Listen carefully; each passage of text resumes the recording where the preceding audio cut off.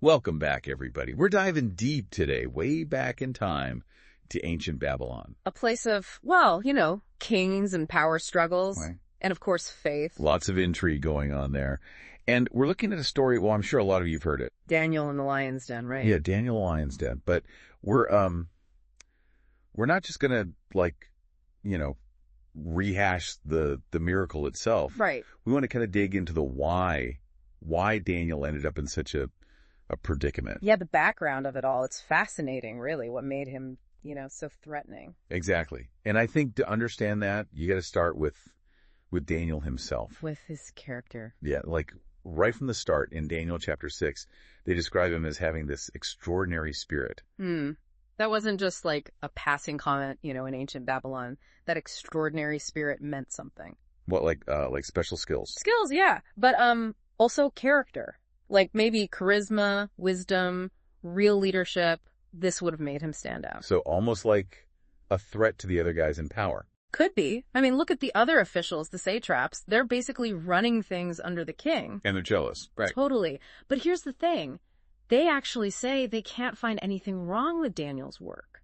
So they're complimenting him while plotting against him. Yeah, it's like, are they really impressed or just trying to make themselves look good? That's so messed up. It's almost like they were trying to make him look corrupt, even though he wasn't. Exactly. They wanted to find something, anything, to use against him. And when they couldn't... They went after his fate. Bingo, 80. They knew about this law of the Medes and Persians. Which, couldn't be changed, right? Even the king was bound by it. Right. So it wasn't just about pride. This law, it was the foundation of their whole system. Whoa.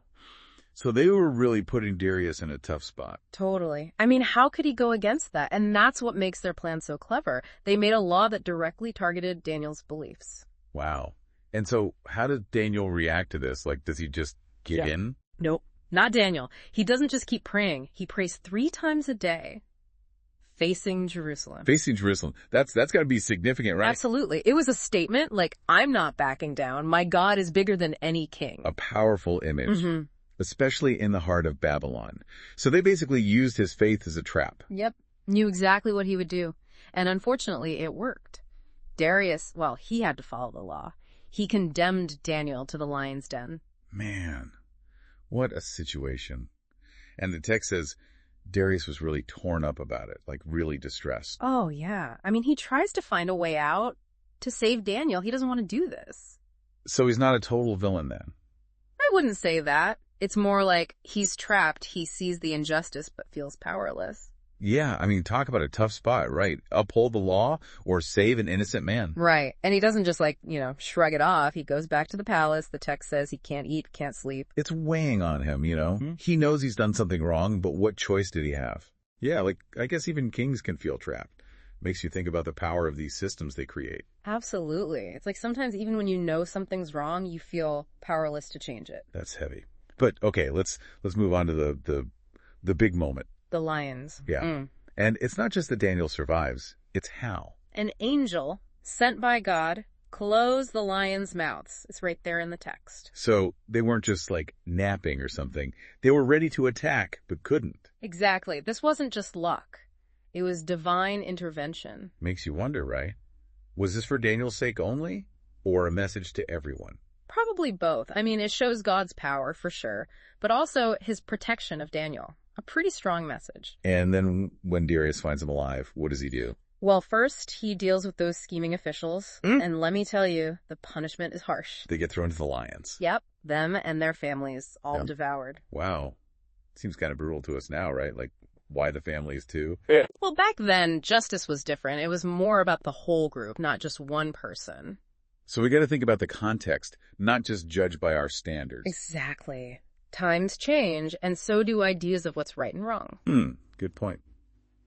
So after all this, Darius, he makes another decree, right? He does, and this one's a biggie. He orders everyone to revere the God of Daniel, calls him the living God, enduring forever. What a change from condemning Daniel to praising his God. Complete turnaround. Makes you wonder what was going on in his head. Right, did he really believe, or is this a political move, to keep things calm after all the drama? Hard to say for sure. Probably a bit of both. He saw God's power firsthand.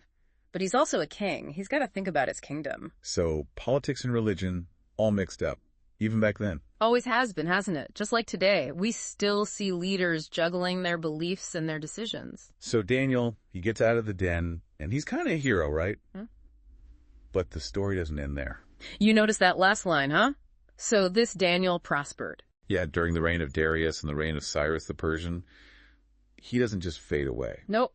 He keeps going. Thriving, even. It's like faith isn't about hiding from the world. It's about living in it. Wow. Daniel could have been bitter, angry about what happened. But he keeps serving, and he does well. That's resilience. And it's inspiring. It makes you think, how do we face our own challenges? Do we let them break us, or do we learn and grow from them? Yeah, it's interesting, right? Like, the story starts with this huge conflict, the king versus Daniel's faith. But in the end, it's about Daniel's strength. Yeah, he doesn't just survive. He thrives. And that's a powerful message. Faith isn't just about getting through tough times. It's about, really living, even when things are hard. And it makes you think, like, we might not have kings telling us not to pray. Right. But we all face situations where, what we believe clashes with what everyone else is doing. Yeah, all the time. Like maybe at work or even with friends and family. When you feel pressured to go along with something you don't agree with. Exactly. Those moments when you have to decide what's more important. Your values or, fitting in. Yeah. And Daniel, he shows us what it means to really stand up for your beliefs, even when it's hard, even when it's dangerous. He didn't compromise. He was willing to face the consequences, which, takes guts. For sure. It makes you ask yourself, like, what are my non-negotiables?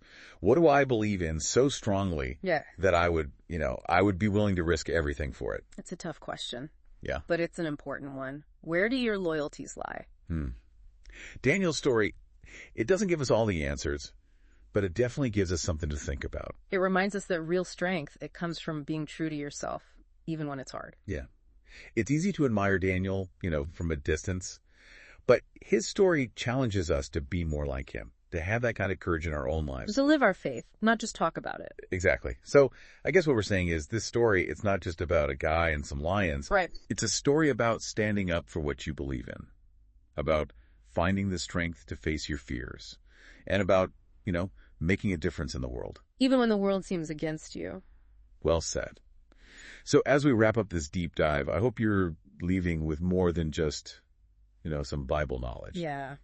More than just a story. I hope you're feeling inspired to be brave, to be true to yourself, and to make a difference. You find that extraordinary spirit within you. And to remember, sometimes the biggest miracles aren't the ones that, break the laws of nature. Yeah, sometimes the biggest miracles are the ones that happen right here. In our hearts. The courage to be different, to stand alone. That's powerful stuff.